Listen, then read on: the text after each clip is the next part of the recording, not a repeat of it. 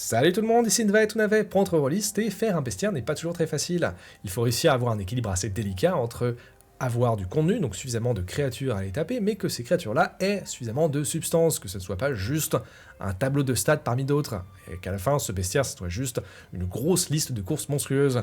Et donc, pour aujourd'hui, on va voir ce que Warhammer Fantasy Roleplay, le Zoo Impérial, a à nous proposer. Donc, ce bouquin-là, c'est le premier supplément bestiaire, donc c'est le premier bestiaire pour le jeu de rôle Warhammer Fantasy 4ème édition, et on va voir ce que ce supplément-là a à nous proposer. Avant de commencer le feuilletage, un petit, voire même un gros remerciement à notre partenaire MaxiRev, puisqu'ils offrent à la communauté cet exemplaire-là du Zoo Impérial. Et donc, pour le gagner, rien de plus simple, il suffit de s'abonner à notre chaîne, laisser un like à cette vidéo et laisser un commentaire disant « Merci Squig et MaxiRev ». Et ceci étant dit, cela étant fait, place à la vidéo. Warhammer Fantasy Roleplay, le Zoo Impérial, est un supplément pour le jeu de rôle Warhammer Fantasy Roleplay 4ème édition. Édité par Cubicle 7 avec T.S. Wickart en tant qu'écrivain principal, le bouquin est sorti en anglais en 2022 et a été traduit par Chaos Project en 2023. Donc, le livre de 141 pages est dispo pour 34,90 €. D'ailleurs, il y a aussi une version collector, que je suis d'ailleurs assez fier d'avoir, qui est tout simplement magnifique avec une couverture en simili-cuir ainsi qu'un papier parcheminé du plus bel effet. D'ailleurs, la plupart des autres éditions collector ont le même style. Donc voilà, ça rend super bien dans une bibliothèque, mais c'est aussi plus cher. Mais bon, que voulez-vous, moi je suis un faible quand il s'agit d'éditions collector. Ah oui, aussi, on est dans l'univers de Warhammer Fantasy, comme vous l'aurez probablement deviné. Si vous avez cliqué sur cette vidéo-là, très probablement, vous savez déjà ce qu'est l'univers de Warhammer. Mais sinon, déjà, bienvenue dans la chaîne, et je suis assez surpris de te voir ici, mais je suis aussi très content, donc installe-toi, on va parler de trucs très cool. Bref, Warhammer Fantasy, en 2 mots, c'est un univers qui va mêler à la fois steampunk, renaissance, dark fantasy, magie, corruption démoniaque et plein d'autres trucs, et c'est un univers qui est à la fois très sombre, mais aussi un petit peu grotesque, ce qui le rend assez burlesque et très très fun à jouer. Et au passage, c'est l'un de mes univers favoris. Bref, ce livre-là a été écrit entièrement par Theodosius Schreiber, donc un monstro-zoologiste, et donc on parle bien d'un personnage fictif ici, qui est allé parcourir tous les 4 coins de l'Empire pour aller étudier et documenter des créatures majestueuses, monstrueuses et tout ce qui est entre les deux, sous les ordres du Zoo Impérial d'Aldorf, donc la capitale de l'Empire.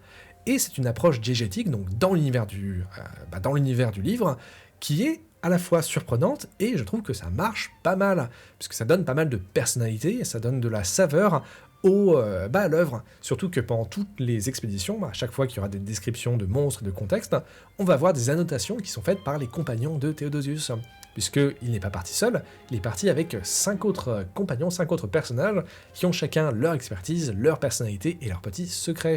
Ils sont d'ailleurs décrits dans le bouquin avec même une feuille de personnage, comme si c'était un pré-tiré. Donc là, on va avoir une alchimiste naine, on va avoir un gladiateur d'Ostermark, on va aussi avoir un noble humain, un elfe sylvain, ainsi qu'une sorcière de jade. Et donc, pour un bestiaire, je trouve que ces personnages-là sont pas mal développés.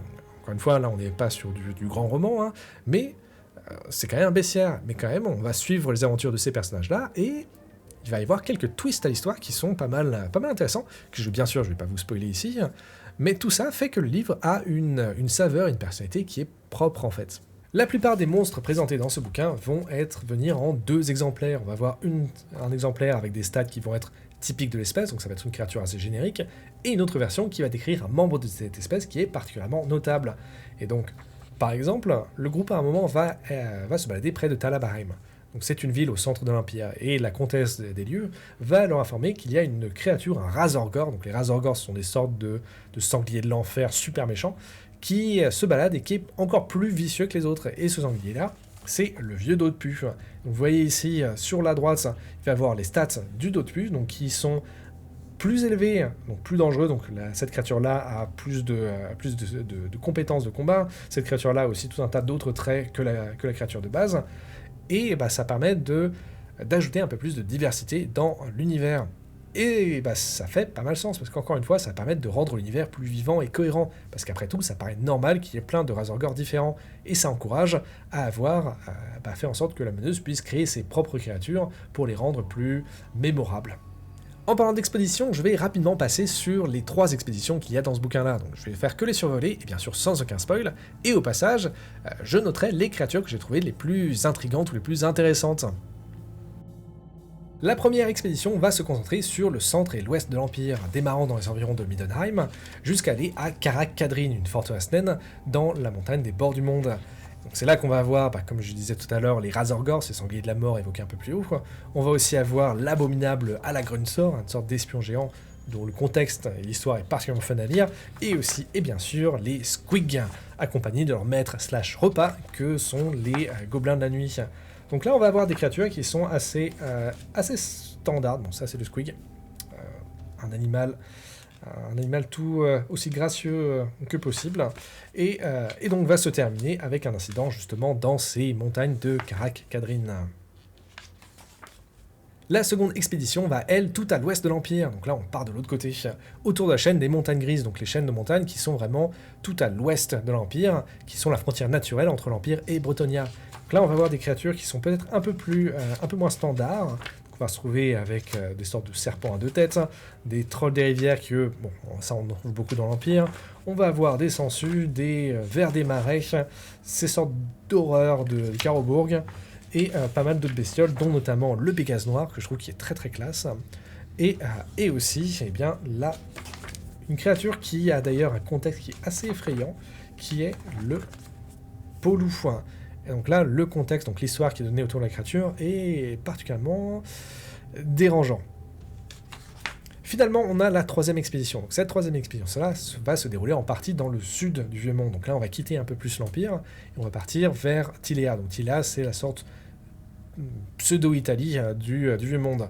Donc là, on va avoir pas mal d'autres bestioles. On a par exemple le grand Taurus, un taureau volant et chaotique, donc qui est né dans les plaines du sud et qui a été muté par les forces du chaos, et qui est une bestiole qui est à la fois brûlant de haine, métaphoriquement, mais aussi littéralement, parce que le machin, il crache le feu. On va aussi avoir pas mal de créatures qui sont exotiques, puisque dans Tilea, il va y avoir une sorte de zoo, une arène, qui va mettre en scène pas mal de créatures. On va se retrouver avec le dragon barbelé aussi, qui a aussi un contexte assez intéressant, et surtout... le dernier incident va mettre en scène des créatures que l'une de mes créatures / factions préférées de l'univers, que eh bien, je ne vais pas vous spoiler maintenant. Pour conclure tout ça, on a quand même une quarantaine de pages dédiées à des nouvelles règles sur la chasse. Et donc ça va être tout un tas d'outils pour comment faire de l'alchimie, comment faire de la création d'armes et d'armures en utilisant des parties d'animaux rares et dangereux. Et ça m'a pas mal surpris cette section parce que elle est étonnamment fournie. Il y a des règles en profondeur sur comment calculer le prix d'un morceau de créature, combien de temps ça se conserve, quel morceau choisir, quelle sorte de potion peut être fait avec, et je dirais même que c'est peut-être un peu trop en détail, surtout si tu fais pas d'une campagne dédiée à la chasse de ces créatures, ça rentirait énormément le jeu. Et à mon avis, c'est plutôt à considérer comme étant un outil supplémentaire à rajouter à la boîte de la meneuse. En conclusion, quel plaisir à lire ce bouquin. C'est un livre, un bestiaire assez particulier, puisque d'habitude, quand j'utilise un bestiaire, ça va être que j'ai une créature à chercher, j'ai envie d'avoir ses stats ou d'avoir un petit peu d'informations dessus, et je vais utiliser un peu comme ça. Mais avoir l'aspect narratif en plus, je trouve que ça rajoute un petit plus qui fait que le livre est, tout simplement, il est cool à lire. Par contre, ça va peut-être être en termes de contenu qu'on va être un peu léger, puisque, juste à titre de comparaison, si je prends Donjons & Dragons 4, celui que j'ai dans ma bibliothèque juste derrière, Donjons & Dragons 4, dans leur bestiaire, ils ont quasiment 200 bestioles sur 250 pages. Donc là, en termes de contenu, on n'a rien à voir, puisque là encore, pour rappel, là, il y a une trentaine de créatures à tout casser.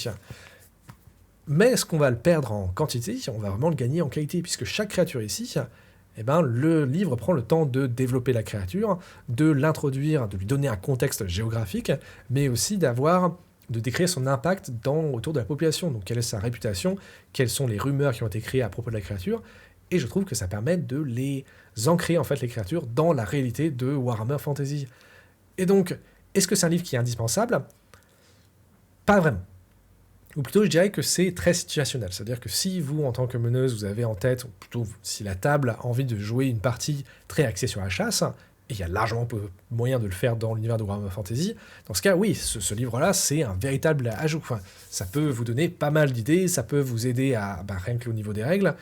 Et par exemple, la façon dont j'utiliserai ce bouquin-là, et d'ailleurs, il y a une petite section à la fin des règles qui l'explique, c'est que tu peux très bien prendre une créature qui est indiquée dans le bestiaire et t'en servir de base, et ça va être là un scénario. C'est-à-dire que le scénario va être aller chasser le griffon des montagnes grises, par exemple.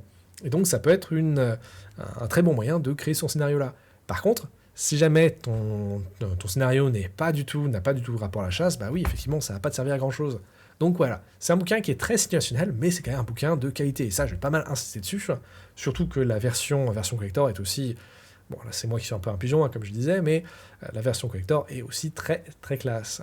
Mais bref, donc, pas indispensable, mais de très bonne qualité. Et voilà, c'était Nvaetunave pour Entre Rollistes, et c'était le bestiaire Warhammer Fantasy, le zoo impérial. Et donc rappelez-vous, vous avez un moyen de gagner un exemplaire offert par MaxiRêve, simplement en vous abonnant à la chaîne, likez cette vidéo et lâchez un commentaire disant merci Squeak et MaxiRêve. Et en tout cas, ça va être tout pour moi, j'espère que cette vidéo vous a plu, et je serais d'ailleurs curieux d'avoir votre avis sur laquelle des créatures que je vous ai présentées aujourd'hui vous trouvez la plus intrigante, et sinon, est-ce que vous avez un bestiaire qui vous a marqué? Et donc, ça va être tout pour moi. Donc merci encore d'avoir regardé la vidéo, et sur ce, bon jeu à tous!